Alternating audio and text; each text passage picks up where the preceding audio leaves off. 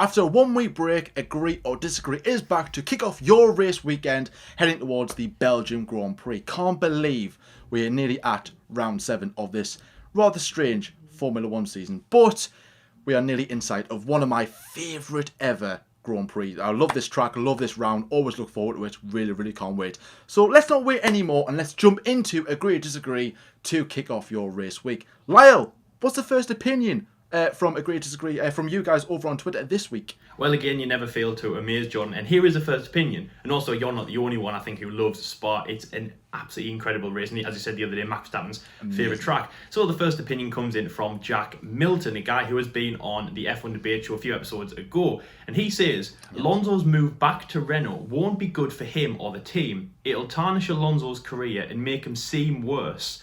It'll hurt Renault because they'll just get battered on the radio and not living up to Fernando's ideas. That's a good one. That's a very good opinion to start off with. And I'm going to say to that, agree. I'm going to say to that, disagree. I've said this before, that for Alonso's sake, it might not be very good. For Renault's sake, it would be okay to have him there. But for Alonso's sake, no way. And again, I just want to pick up one thing that you said at the bottom, which is they battered on the team radio. Now, again, this sticks out for me with Fernando Alonso a lot. When he was at McLaren Honda, he was always on the radio complaining. Of course, that's why we got the GP2 engine. Ugh. And it wasn't really funny, to be honest, at the end of the day. You know, we think that's funny. But remember, Jenson Button was at the team as well. He wasn't complaining. He was just putting in the graft. He was helping the team. I mean, Fernando was, I think, as much as he could. But Jenson wasn't pumping out any of these excuses like Fernando was. The latter days at McLaren didn't seem very good, and it did hurt his reputation a lot. So he's left Formula 1 now. He's had a bit of a mixed reception again. You know, do people think he's the greatest of all time? Do people think he's one of the greatest of all time? And now again, his comeback. Of course, he was just in the Indianapolis race a few days ago. Is he wanting to return? Is he going to be basically beneficial to Formula 1 to return? Again, in his mind, he probably wants to. You know, you're a Formula 1 driver, you never want to give it up. We actually saw a lot of old drivers such as Alexander Rossi, Sato and Ericsson in the Indianapolis 500, another form of motorsport. So it just shows that they never really lose that, you know, they want to compete. Alonso coming back, he might want to do that for himself. But will it be beneficial to Renault? Probably not. In PR terms, yes. Very much like Daniel Ricciardo was. To have the honey badger in was incredible. But it's got to go past PR. And of course, Danny Rick's done that. He sells a lot of merchandise. You know, the Australian Grand Prix, the first race of 2019, and unfortunately lost his front wing. But before he did that, even after he did that, the hype for him was incredible. And all these Red Bull fans, number 3 Red Bull fans, were number 3 Renault fans. Honestly, I was quite blown away by the amount of people who just switched from Red Bull to Renault. It was absolutely insane. So for a PR side, yes, it'll be good. You'll have Ocon and Alonso, young and old. It will be good for the team. Old driver as well, of course. He won back-to-back World Championships with in 05 and 06. But I can't see it being good for Renault. It'll tarnish Alonso's career and make him seem worse. It depends how he leaves. But again, Jack, remember, or in my opinion, his McLaren Honda days were the end of Alonso. Very close to putting that final nail on the coffin and saying, Alonso is gone. I'm sorry, but you have kind of tarnished what you'd done in Formula 1 before. The amazing Ferrari career, of course, the incredible Renault career when you won the titles. In the McLaren Honda days, brought back the ugly Renault 2.0 days, you know, the Crashgate scandal. It brought back the Spygate scandal, of course, McLaren 2007. And it did not help. As I said, Jenson didn't have any of those excuses or anything like that. It'll be interesting to see, and I am excited to have Alonso back. It'll put a lot of eyes on the sport, maybe eyes that didn't watch the sport in the olden days. Well, I say the olden days, 2015 when he was with McLaren Honda. But yes, for Alonso, I'm not a fan. Don't think this will help him. I don't think this will help Renault. But nevertheless, it is going to be a good name. And as I said, Jordan, I'm hoping that I'm thinking that those number 14 yellow caps will fly off the shelves. So you say disagree to that. What do you think about Alonso and Renault returning? And yes, of course, you think it'll be a good thing for the French team. Why do you think that? Well, I don't think that it'll bring Renault back to the front of the grid straight away. I think Alonso knows this. You know, at the end of the day, he's a very good driver, and obviously he's going back to Renault for something, for whatever reason, bearing in mind that at the end of 2018 he said he's not coming back to Formula 1, and here he is just a few years later coming back to Formula 1, so definitely going back on his word. Now, the main reason why I disagree with this is because we don't know how much of an impact Alonso is going to have on Renault. Now, even though that maybe Alonso come back to Formula 1, it's like, well, he's had his time. I've said this before. He's had his time in the sport. He's been there, done that, got the T-shirt, won the championships, wrong place, wrong time, and all that, and all that. And obviously, everyone's got their opinions on Fernando Alonso. You like him or you don't like him. But certainly that if you are a team that is on the rise and you want to push forward, you more or less need a driver who's got a lot of experience. And if you have that bundle of drivers who've got experience who can still come back into an F1 car, Alonso should be, if not maybe not the top driver or one of the top drivers, he should be up there definitely. Because have your opinions on him, whether you like him on the track or off the track. You might go, yeah, I don't like his personality. I don't like the way he goes about speaking to the media. You can't deny he's a really good driver. Look what he did during the McLaren Honda days. He dragged the maximum out of that car. It was a heap of donkey you-know-what. It was absolutely appalling. Yet Alonso somehow managed to find an extra tenth or an extra 2/10 within that car, and that is down to his raw speed. What he could do in that car, it was incredible. If you had someone else in that car, you would not have had the same results with Fernando Alonso compared to Alonso, and that's the difference. Alonso's a brilliant driver. Like I said, we don't know if he's lost this speed or not. He could come back and just be, Ocon could beat him, which is a big whoa. Calm down, Jordan. But Alonso's been away for 2 years, so that's what I'm saying. You just don't know. But with Alonso's knowledge and feedback, I think this could be a really good thing for Renault, and could be a last chance saloon, because they brought in Ricciardo to push the team forward. It hasn't worked. He's going to McLaren, and now they're going, right, okay, we need Alonso in. And if Alonso can't save the team, then who is? I'm sorry, I can't see it working out. So Alonso is coming in with his knowledge, with his speed, with his driving ability. It should push Renault forward in the same way what Mercedes did, bringing back Schumacher. And even though Schumacher, he wasn't the same driver, his knowledge, his feedback, what he knew, and he still had some speed at the end of the day. He wasn't finishing P24 every single week, was he? He still scored some points, and obviously that podium in Europe. And look where Mercedes are now, and that's, I wouldn't say mainly down to Schumacher, but partly down to Michael Schumacher. And Jack was saying there about the whole team radio thing as well. Obviously, Alonso was very vocal with McLaren, and that was just down to frustration, because McLaren and Honda didn't produce the package that Alonso wanted. And the exact same with Ferrari. He was frustrated. Ferrari didn't build him a World Championship winning car. In 2010, he could have done it, but 2011 was poor. 2012 was okay. But even that 2012 is a prime example of how good Alonso is. He dragged the best out of that car in a car that was arguably third fastest on the grid. Maybe not fourth fastest. I would say third fastest. But what got him through it was because McLaren's reliability was shocking. And that's why he was in with a shout. And, Ferrari did improve that car, of course. So I would definitely think that, you're having two minds. But, like I said before, we don't know the full thing about, what Alonso's going to bring to the table. In terms of going forward, we don't know how it's going to be. Renault could build him a really good car. Renault could build him a really bad car. But if they do build him a bad car, is Alonso going to be as vocal? I don't really think so. I really don't think so, because he's not going to be frustrated. He knows where Renault are. He knows they're not going to be challenging for race wins or podiums or whatever. He's had his time away from F1, and he's coming back. Maybe he could just be a totally different person, and maybe those team radio messages could stop, and he could actually get down, knuckle on, and bring Renault to the front of the grid. Next up, we have an opinion from Takuma Sato. No, not the Takuma Sato, who's just won the Indy 500, which, by the way, Sato, if you're watching this, congratulations on winning the Indy for the second time. Of course, that's not him, it's just another Twitter account called Takuma Sato. And he says, the problem with boring races aren't the circuits, like Barcelona, France, or Monaco. It's the current generation of cars. But to that, I'm going to say disagree.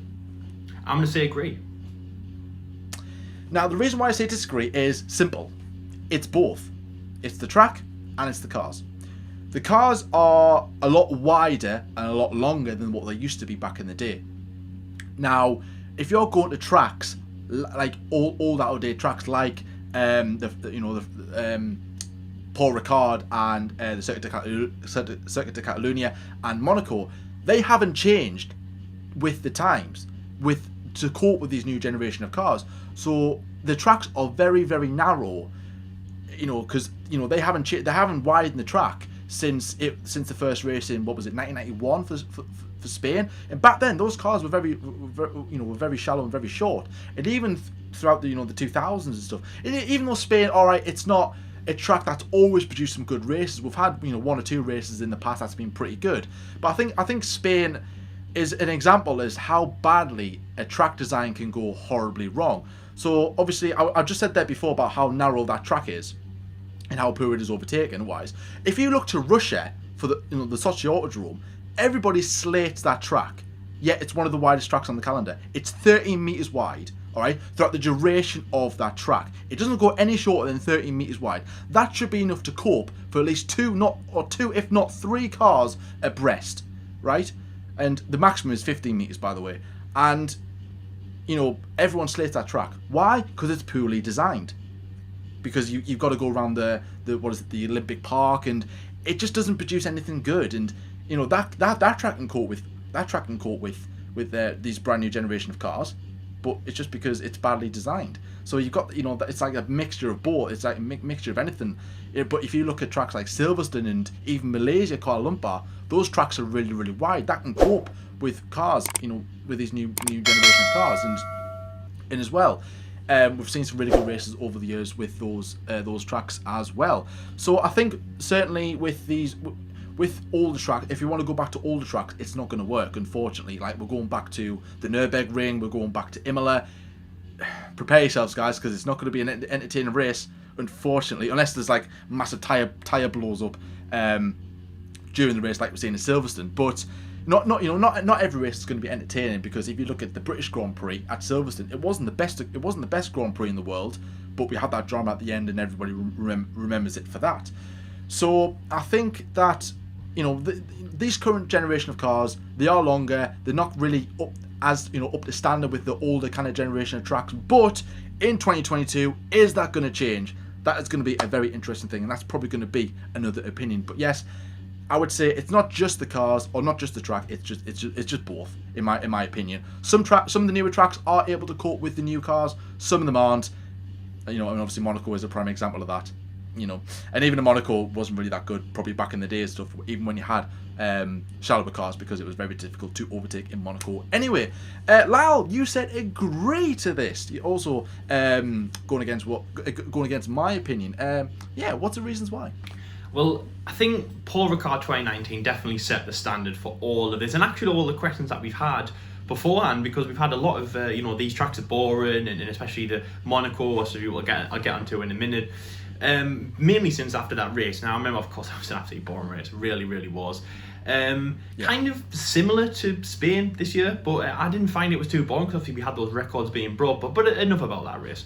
Paul Ricard 2019 was, of course, very boring. I think there was only like one change between drivers. It was insanely boring. Yeah. But remember, 2018 was actually quite entertaining. That was the one where Kimi span, Vettel span, Bottas span. I think there was some drama. There was drama at the start, and there was some big midfield battles as well, for which you can see on Netflix Drive to Survive. So, and of course, that was the race that was coming back after X amount of years out of Formula One. Of course, coming back from Magny Cause, that was 10 years earlier in Formula One, was back in its homeland of France, home of Grand Prix.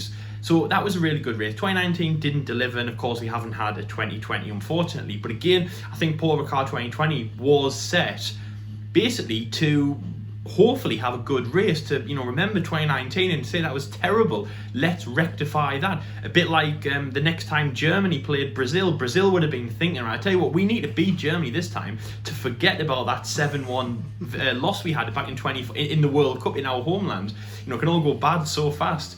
And since then we've had, of course we've had boring races over the years, but in those days, in that race, it was quite boring. Spain wasn't too bad. Monaco is the one I wanted to really talk about in this question, because again we've had a lot of questions about Monaco being boring and things like that. Monaco is an incredible circuit. It is old, of course it is. There because it's the oldest track on the calendar. It was there before Formula One, 1929. But remember the Indy 500, which obviously was being on for years, that was 100. That's been there since 1916 or 1917. So again, that's old. That's still enjoyable. It's still the creme de la creme of IndyCar, much like Monaco is for Formula One. As Jordan said there, 2 meters wide. The cars, of course, are much wider, which we knew was going to disable overtaking. They have got aids to help them overtake.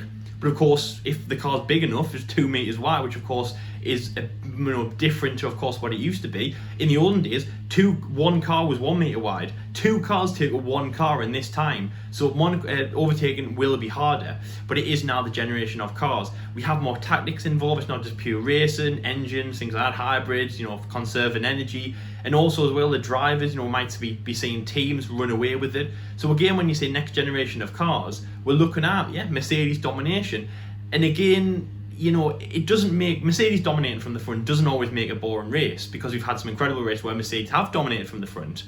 And again, that's not why Paul Ricard was a boring race. The reason was, yes, Mercedes dominated, but everyone stayed the same place. I don't think there was many, if not any, overtakes in that race. It was terrible. Monaco is a hard one to do, but I think it is more in terms of Mercedes domination and things like that. Also, as well, thankfully we are getting more of a midfield battle now. It seems like teams like Haas, AlphaTauri, they've all stepped up their game, Renault and things like that, and of course McLaren getting back to the front. But again, we haven't seen midfield battles like we used to in the past. There was a lot more constructors back then, there was a lot more battling from the front, and there was a lot more inconsistency in terms of winning. Especially in terms of the early 90s, it was one time it was McLaren, then it would be Ferrari, then it would be Williams, and who was going to win there? Of course, the domination of Williams, then going to McLaren, then Ferrari. It was quite an exciting time, and we had some incredible races around there. Ayrton Senna, Alain Prost had some great races around Catalonia. Monaco, I don't need to say, because those races have been incredible. We started off with Graham Hill and Jim Clark, and then we come to Sebastian Vettel, Mark Webber, Nico Rosberg, and some great battles in between there. Hunt and Lauda, and even Ayrton Senna, of course, getting his what should have been his first victory in 1984 in that race against Alain Prost. So we've had some incredible races around there. It just sometimes can be what's on the field right now can be affecting it. But I don't think they're boring races. And even though Paul Ricard 2019 was a boring race, it still is Formula One, it's still racing. In terms of how the circuit goes, again, I would say Paul Ricard is a different one, because as Spain and as Monaco, as Jordan said, there are tight tracks.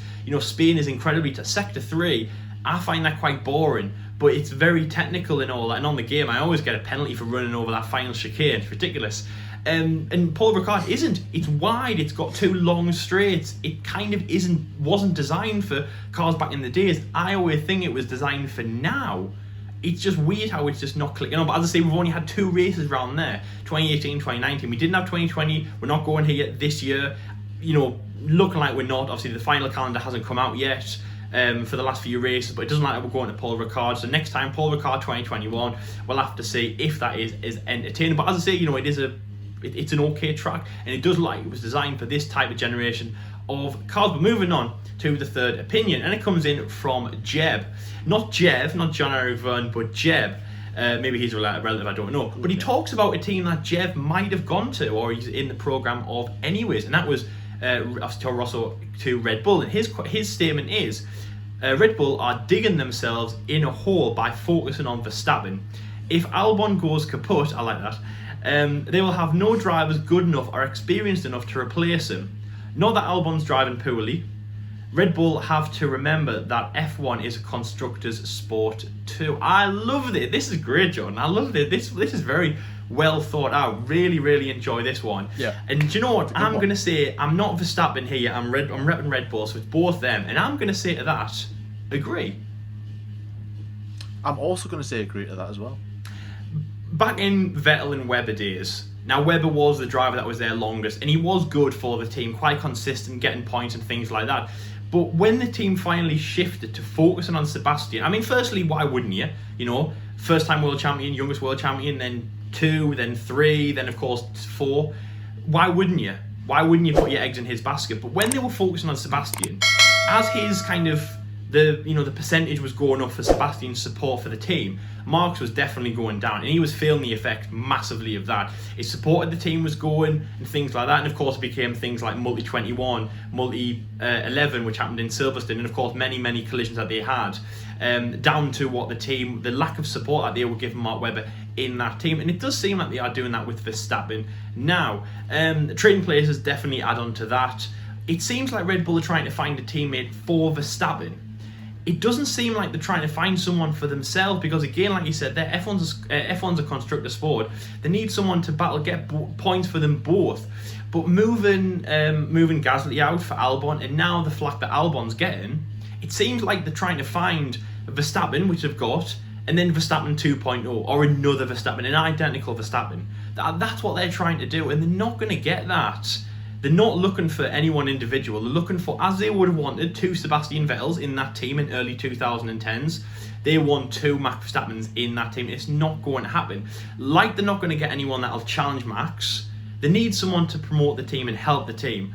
Trading places, of course, has to come back into it. They haven't given any of the drivers a chance. They didn't really give Kvyat a chance, but of course I know he moved aside for Verstappen, so we'll put Kvyat aside for now.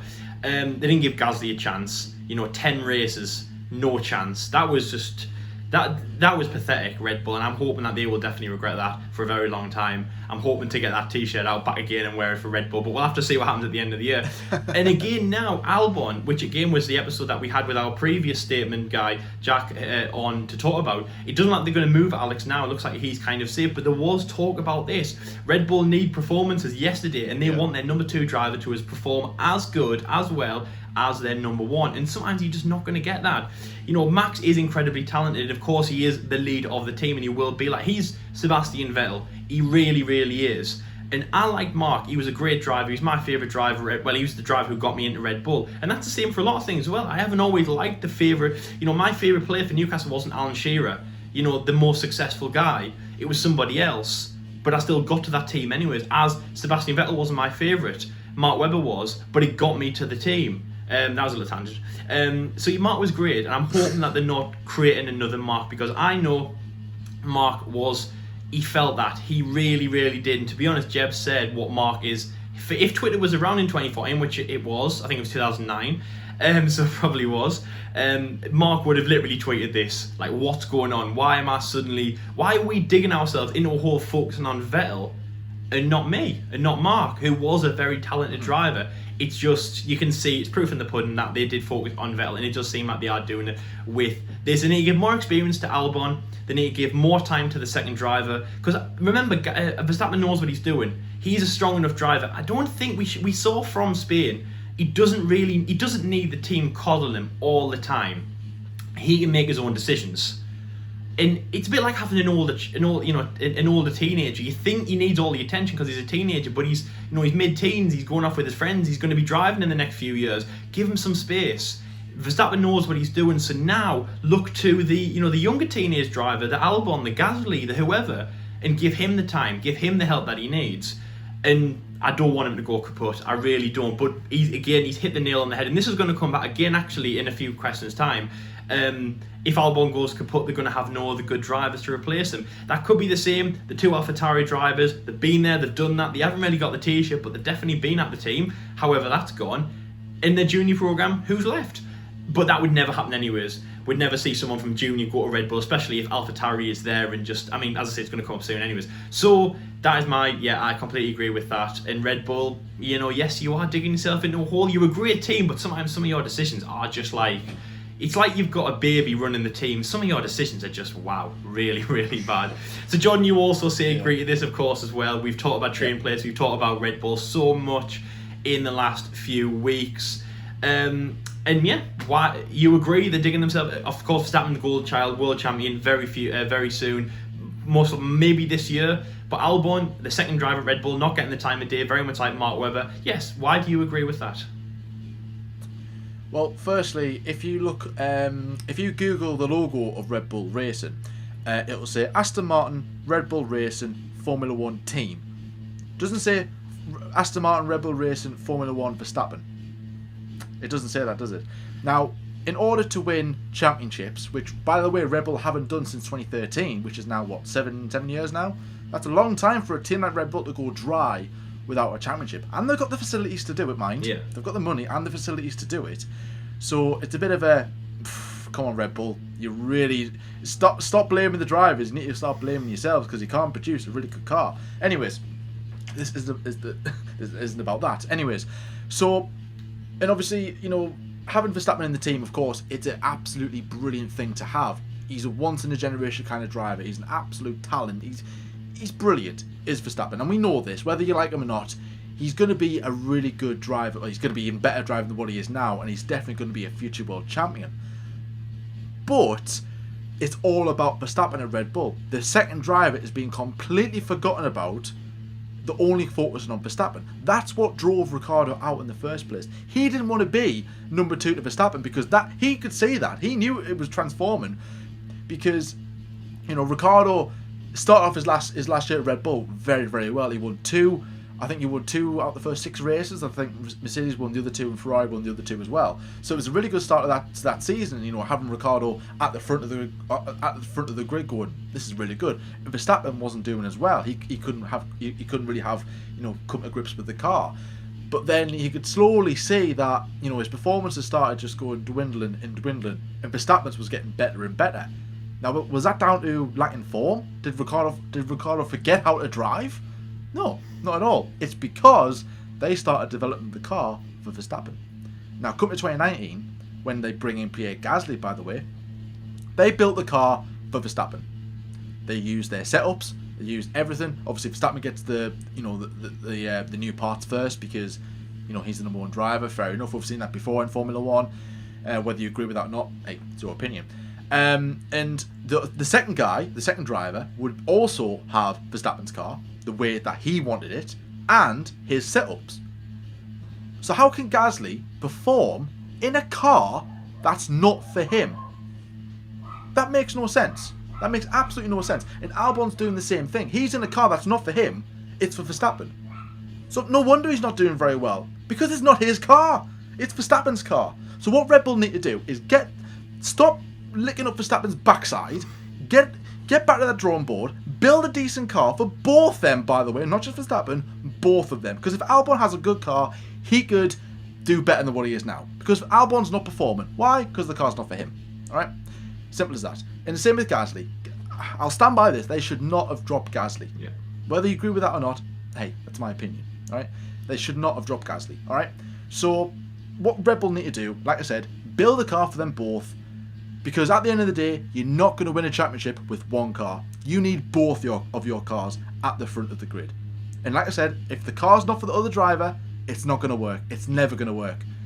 And to have a guy alongside Verstappen, you know, and to be able to match Verstappen, if you want a driver to be as quick as Verstappen, there's only one other guy on the grid that you're gonna have to sign, and that's Lewis Hamilton. Because there's not many drivers, or very little drivers around now, that are on par with Verstappen. I mean, you could say Leclerc maybe, but I would say Verstappen just edges Leclerc in some kind of way in terms of racecraft. But I mean, to be fair, I would love to see them, you know, those two in the same car. That would be pretty good to see. So really, there's nobody. There's absolutely nobody on that grid. Even put Alonso alongside him, he's not going to be on par with Verstappen. I'm sorry. Hulkenberg isn't going to be. Perez isn't going to be. So there's nobody, in my opinion. Even Vettel, I don't think Vettel will be in either. So you're going to, like I said, you can't just focus on one car because it's not going to work. And for that, if Red Bull still decide to do this into the new regulations, you're going to be waiting a lot longer for your next championship. And therefore, somebody else is going to dominate. Look at Mercedes. They've built a car for both their drivers. Yeah. All right? And obviously, Hamilton's doing better than Bottas because Hamilton's the better driver. All right? Which that kind of actually leads on to our next opinion, which I'll get onto in a bit. But look at what Mercedes are doing. They're at the top and they're staying there. Because they're not just focused on Lewis, or they're not just focused on Valtteri. They're focused on both their drivers. That's what Red Bull need to do. And they need to do it quick. All right? I understand why Verstappen's the next coming. It's like, yeah, I understand that. It's brilliant to have this kind of generation of driver in your car. But remember, there's also another guy next to him in the same car, in the same team. Don't forget about him, alright? moving on to the next opinion, which is from Stephen, rant over, which is from Stephen, and he says, if Bottas carried his qualifying pace into the race, he's a port and he didn't know it, we'd have a closer title fight. So obviously, Valtteri Bottas, he's not doing very well in the championship. He's well behind Lewis Hamilton. He said he had this secret formula or whatever. He had a plan to beat Lewis Hamilton in 2020. Still waiting for that, Valtteri. Still waiting for it, son. Come on, hurry up. For that, I'm going to say agree. I'm going to say agree as well. It's, well, you look at Valtteri Bottas' qualifying pace. He's very, very close to Lewis Hamilton. A lot closer than what we all thought he was going to be. He's been like, what, tenths, hundredths, thousandths of a second behind Lewis Hamilton. It's been very, very close. It's currently 4-2 to Lewis Hamilton heading into the Belgian Grand Prix. If you're watching this after the Belgian Grand Prix, then, those stats will be different. But at time of record, it's 4-2 to Lewis Hamilton, which you would expect because, Lewis Hamilton's, he's a brilliant driver. It's going to be very difficult to out-qualify him. And at least Bottas has done it. He got pole position in round 1 at the Austrian Grand Prix. And of course, he won that race. And that race alone was the only time that Bottas finished ahead of Lewis Hamilton. It's 5-1 to Lewis in the race. Now, Lewis Hamilton has won, of course, he's won, 4 of the 6 races now? And, Bottas wins the other one, and Verstappen, of course, they're the only ones to win apart from Lewis Hamilton. And Bottas is nowhere near Lewis Hamilton's pace. Now, his past 3 podiums have all been third places, which for... take into account the British Grand Prix would have been P2 if he didn't get that puncture, which that's just hard lines, isn't it? It's just unlucky. I mean, cast your mind back to Baku 2018. He could have won that race. He didn't. Why? Yeah. Puncture. Hey, that's Formula 1. That's what you signed up for, unfortunately. Mm-hmm. But anyways, and, it's just nowhere near where he wants to be. He's 43 points behind Lewis Hamilton. He's nearly 2 wins behind his teammate in the same car. Bottas needs to do better because he's not doing enough to beat Lewis Hamilton. And for whatever reason, he's a lot better. He's probably better, with a qualifying trim car than he is with a race trim car. Which some drivers are like that. Some drivers perform better in qualifying than they do in the race. But Bottas, he needs to do better. And a lot more. He needs to be at least P2, beating Lewis Hamilton, because let's face it, he's not going to win the championship at this rate. In fact, I would just write it off now. I mean, Lyle, you said that Verstappen could be champion this year. I don't think he will be. If Bottas can win the championship, Verstappen won't. Yeah, because I didn't say Verstappen would be. I mean, this could be a very good chance for him, but he definitely. Obviously, you made reference that fans were saying, Verstappen is going to be champion this year, and I'm like. I mean, actually, do you know what, Jordan? Unfortunately, I mean, I would like that, Red Bull, but I wasn't. Oh yeah, I would love to see it. I would love to see it happen because it's a different winner, a brand new winner, and Red Bull get their first championship since 2013. Yeah. Happy days, but. I don't think it's going to happen, unfortunately, as much as we wanted to see it. So yeah, Bottas, he does need to do better. He needs to improve, and if he can carry that pace up in qualifying into the race, then we've got a really good championship on our hands. But he hasn't. He can improve, but for me, it's too little, too late. He needs to bag them points in early. He hasn't done it. It's going to be so difficult to beat Lewis Hamilton from this, from being so far behind. Lyle, you said agree as well. So yeah, Bottas nowhere near Lewis Hamilton, and if he carried over his qualifying pace into race pace, certainly he could be doing a lot better. Don't you agree? Well, I mean, I said agree for the sake of, that is literally like if my grandmother had wheels, she would have been a bike kind of thing. Of course, if Bottas carried his qualifying pace through, it would be a better title fight in the way that he does better in qualifying than the race.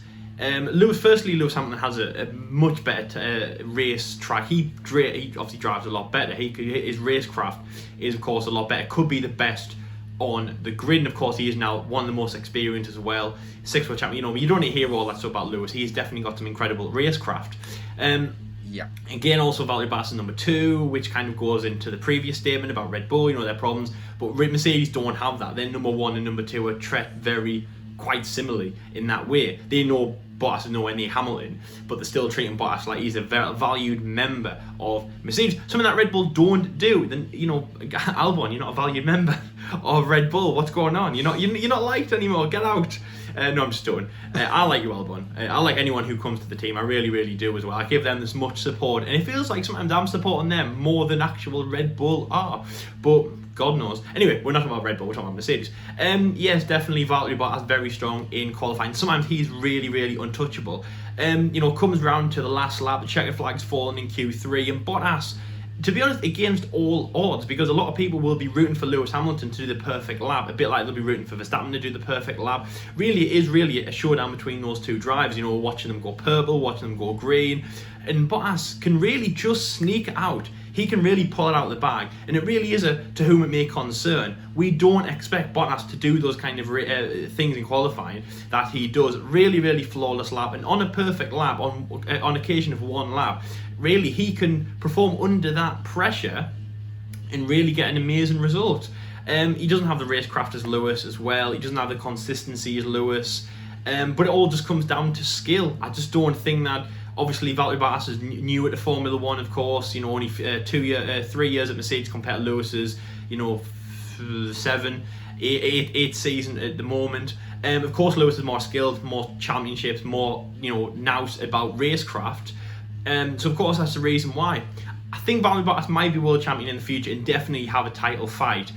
Is that going to be soon? Is that going to be against Lewis Hamilton? I don't know. But as I say, very much like Verstappen, Jordan, and it might not be to the same magnitude, because yes, of course, I fully believe now that Verstappen can win the World Championship. I don't think it was the British Grand Prix, the 70th year anniversary Grand Prix, his victory that, changed the scales for me. I think it was about, I think Hungary, the third race in, was the one where I thought, right, well, I thought it could happen, that, Verstappen could be winning the World Championship, but after Hungary, I was like, that's Verstappen. There's only if you number one, of course, would be Lewis. He's the reigning champion. But if number two, the second place man that could knock him off that pedestal is Verstappen, it's not Bottas. But to be honest, I didn't really think that going into this season. And still, I'd say he's in the title fight. But of course, he needs good results in Belgium. He needs good results in all three of the Italy races, in Germany, in Portugal, and obviously towards the end of the 2020 season.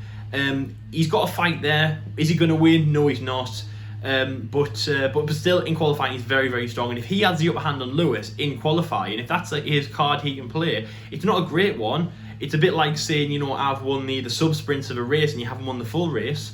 But if that's the case, then go for it. At least he has a card that he can say that I'm faster in qualifying. It's not the case. Obviously, Lewis is winning, or as Jordan said, but nevertheless, Valtteri is very fast in qualifying. And of course, I'd say if he was faster, it would make for of course a title fight because you get a better result. But as Jordan said, there's also 2 races wins behind. It's incredible, and I don't want Valtteri to fall even more, but we'll have to see what happens. So moving on to the next opinion and my final one for the episode, and it comes in from Sam O'Gara. It's not about F1, it's about F2, which of course we like talking about that. Because it's definitely growing in our knowledge also. And it is about Mick Schumacher, the son of Michael Schumacher, driving for Prima Ferrari Junior Academy team. And he says Mick Schumacher should not be in Formula One next year. Robert Schwartzman and Callum Ilott are so much better and will get in next year if he massively improves or because of his name.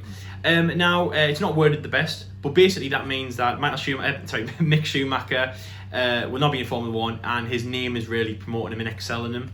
Robert Schwartzman and Callum Ilott, 2 brilliant drivers who are tipped for Formula One success. Callum Ilott, of course, being from the UK, they deserve it more. But Mick Schumacher, the hype around him is very, very big. And to that, I'm going to say, for me, it's on the fence. But I'm going to say disagree. I'm also going to say disagree. Now, the reason I'm saying disagree, nothing against Robert or Callum. I think they're very skilled drivers. But Mick Schumacher definitely deserves to be in Formula 2, definitely deserves to be with Prima, definitely deserves to be in the Ferrari Junior program. And yes, if Carlos Sainz wasn't signed to the team and we saw Mick Schumacher in to replace Sebastian Vettel, yes, there would be a bit of scratching your heads thinking why. And the only thing Peter would say, the only reason that would come around is, it's because of his name. We all have to think of an excuse. And the excuse that we're given, instead of saying he's not ready, is because of his name. Or that's what the naysayers would say anyway. So if we were sitting here, Jordan, and saying, Carlos Sainz being looked over by Ferrari, Sebastian Vettel retires, Mick Schumacher is in the pen and paper is in there. The contract never left Germany. It was taken off Seb. It was given to Mick, and that was it. We would be saying, well, whatever we said, and the naysayers would say in the comment section, they wouldn't say he's not ready. They would say it's because of his name. That would be the con against all of this. But I think he's proved that he deserves to be there. Now again, he only has one win to his name in Hungary 2019. That's one reason why you might think he's not ready. But he's still a good driver. He works well with the team. He's got good knowledge of the tracks. Yes, of course, it is the name, but very much like Max was as well. Again, remember, that's why he was excelled through the Red Bull Junior Driver Programme, because of his name Verstappen. I know Jos wasn't as successful as Michael, but Jos Verstappen, a big name from the past, he had a son, Max, who he was doing well, of course, but I would say he was fast-tracked even, because of his name. Very much like Mick as well, can't take anything away from that. But Mick definitely deserves to be there, and will he be in Formula 1? Yes. Will it be soon? No. And will it be for Ferrari? Possibly in the future, yes. Will it be Ferrari? Will Ferrari be his first team? Absolutely not. And yes, I do expect there to be some uproar if that does happen, but I don't think it will. Anyways, I don't think his name is good enough to get you in places. Those old like American movies, like I've got contacts, you'll be okay, stick with me kind of thing.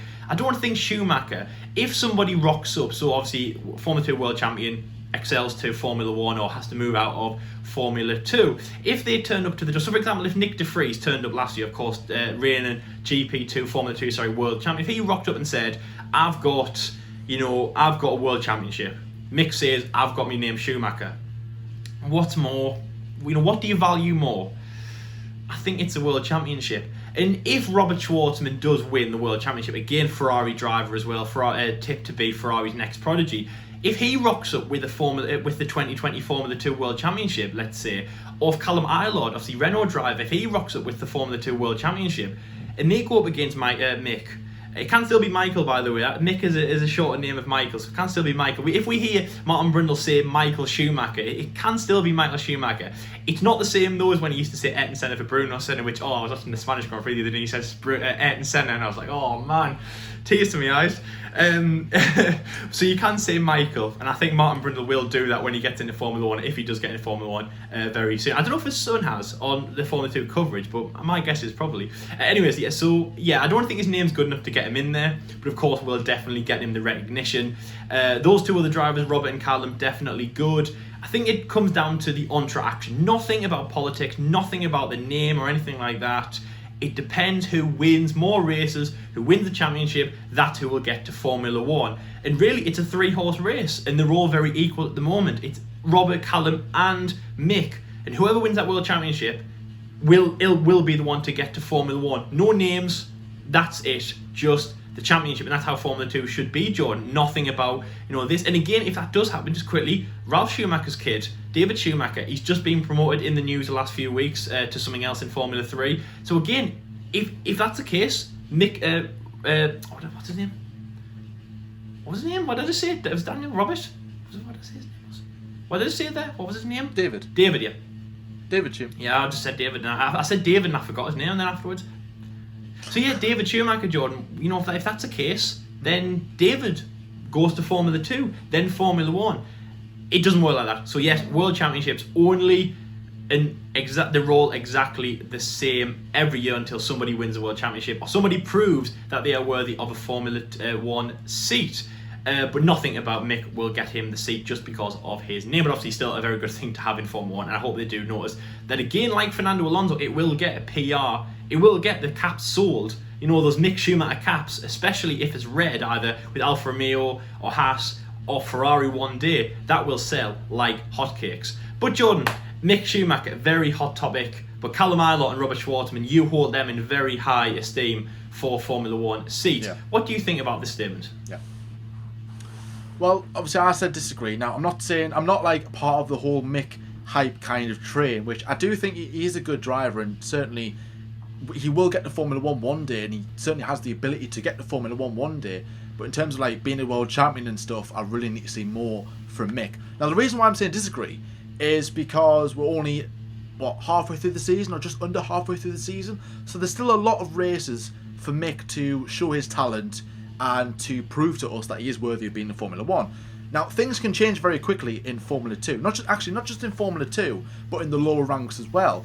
I mean, prime example in European Formula 3, where Mick was in, was it 2017 or 2018, where he was up against Dan Ticktum. Dan Ticktum did very well at the start of the season, and then all of a sudden it was Mick who then, the ties just switched, and then the tables just turned, and then all of a sudden it was Mick that was winning, and he won the championship.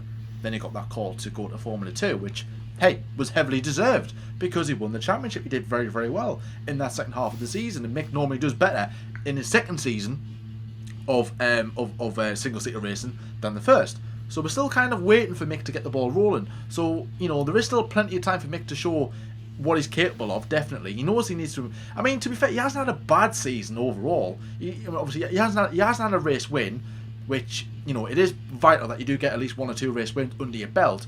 But it's more about consistency. Now, I think the main one, Mick, he's had a couple of podium opportunities, but of course, the cars let him down, or even a fire extinguisher in Austria. That was very unfortunate for Mick. But he's had some good performances. He got a P2 in Silverstone. He got 2 third places in Hungary, which isn't too bad, and he got a 3rd place in I was going to say Spa there. I can see the future in Spain. So he's had 4 podiums already this season, which isn't too bad. He's 5th in the standings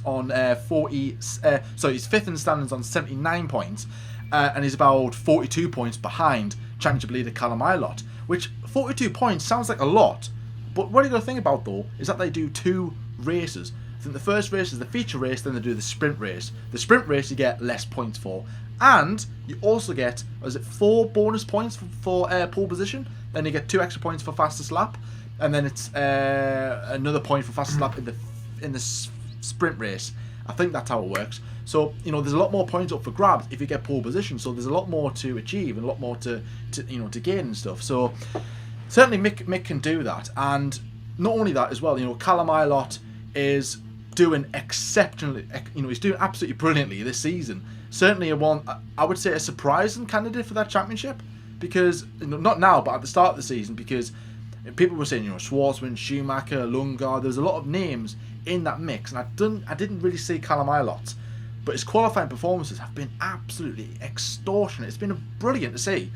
I don't think he's finished. I don't think he started any lower than 3rd since last year's Italian Grand Prix, which is very impressive. That's a very good qualifying run, and he's certainly you've got to put his name in the mix of being promoted, but. Is he ready for that jump? We'll have to wait and see. Robert Schwartzman as well. Again, he's another one that I've tipped highly for, and he's doing very well. He's already got a race win under his belt. He's got the same amount of podiums as his teammate, 4. And if you want to go off that, the Callum Ilott has got less podiums than Mick Schumacher. Mick's got 4, Callum's got 3. But it's not about podiums. It's got nothing to do with that. It's about consistency. That is why Callum Ilott is at the top of the tree and Mick is in 5th. Mick. He's had a few good races and a few bad races, as every driver does. But like I said, he's had a few unfortunate times. But definitely keeps his head down, keeps working. He should get into Formula 1 one day.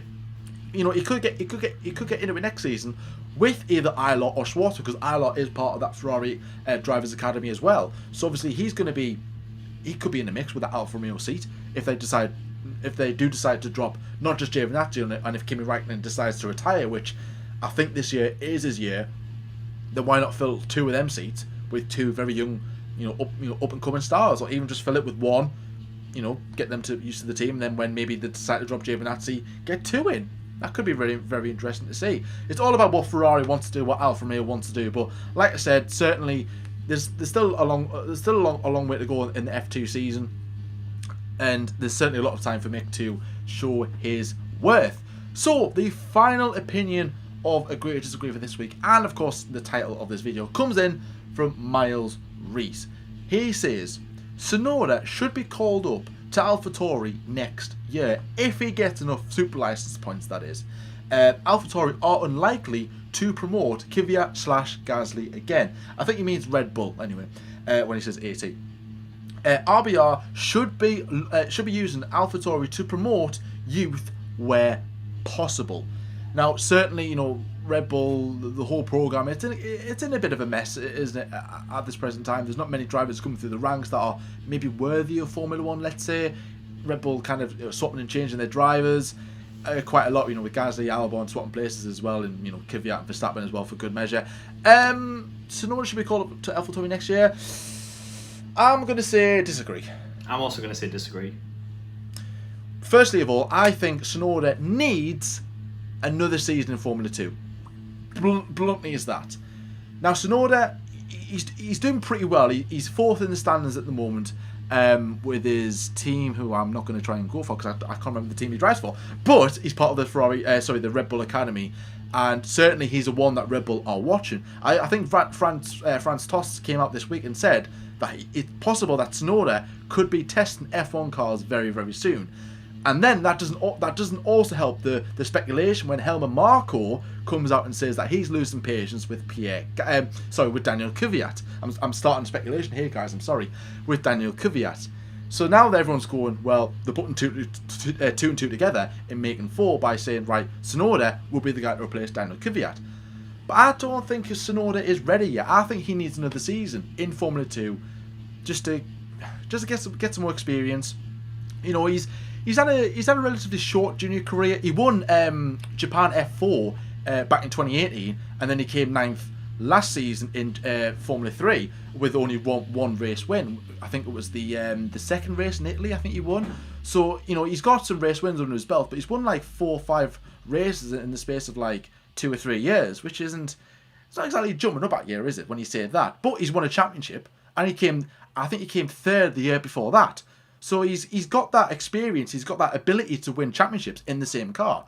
So definitely he's got the skill, but I think he needs just another year in Formula 2 just to develop, just to iron out some things that he's got, maybe a couple of things wrong with his driving style. And it's a tough business, F1.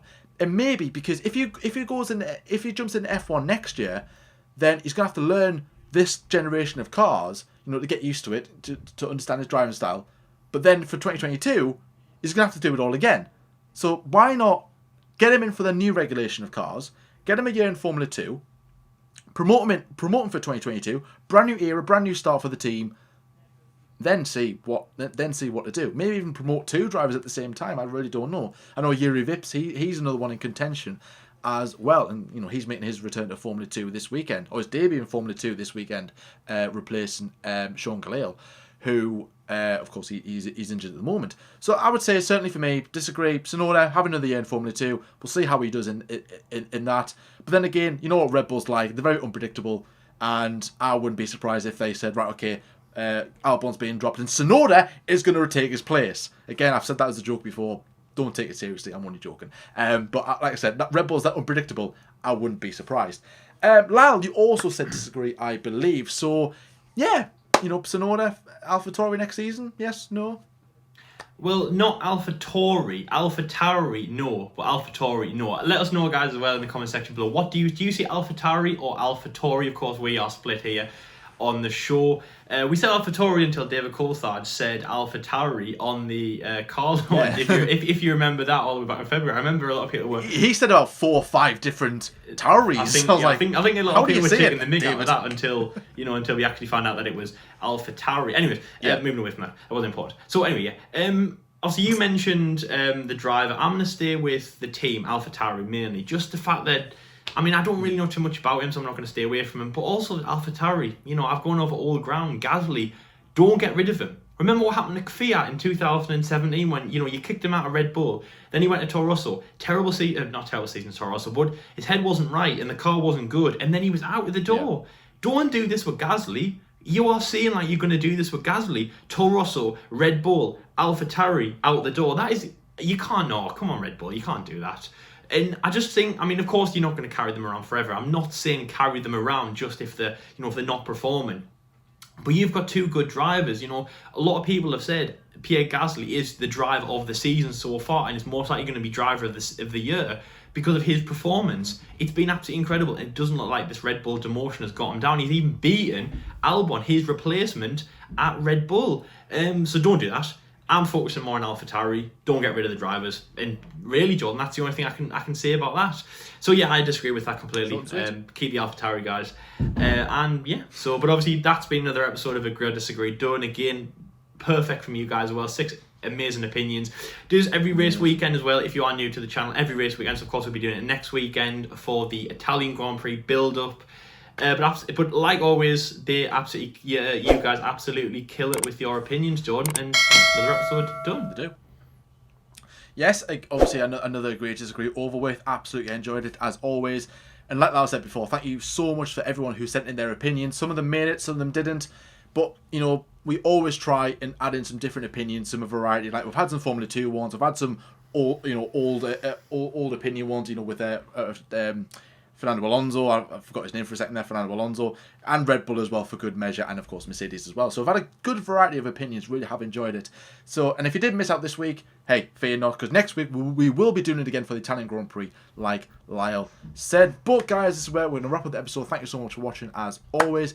If you are new around here, then please like and subscribe as well. And comment down below about anything that we've said in today's video. Leave your opinions and we'll read them. We'll have a bit of a debate in the comment section as well. We've got a big, busy week of content coming up for you guys this week. F1 24/7 on Wednesday. The Belgian Grand Prix race preview on Thursday. Another top 10 facts on Friday from Lyle. Stay tuned to see who that driver would be for that episode. Saturday is F1 debate show. And Sunday is the live stream straight after the Grand Prix, which I believe it's with you this week, Lyle, isn't it? Yes, thankfully. Yes, I'm back. Yes. I remember actually, from me. I did Belgium last year when I came back from work, and you did most of the summer ones, so it's kind of like a nice little full circle as well. And obviously adding into what Max and everyone says is an incredible. So obviously John said at the start, Spa incredible. I do also think Spa is incredible. And is Spa your favourite circuit? Obviously, let us know in the comment section below, guys. But yes, we hope that you enjoy everything that we have coming up, build up to Belgium, and of course the race. It will be absolutely incredible. As always, guys. But guys, thank you so much for watching. As always, watch what you're doing. Stay safe, as always. And until next time, we'll see you later. See you later, guys.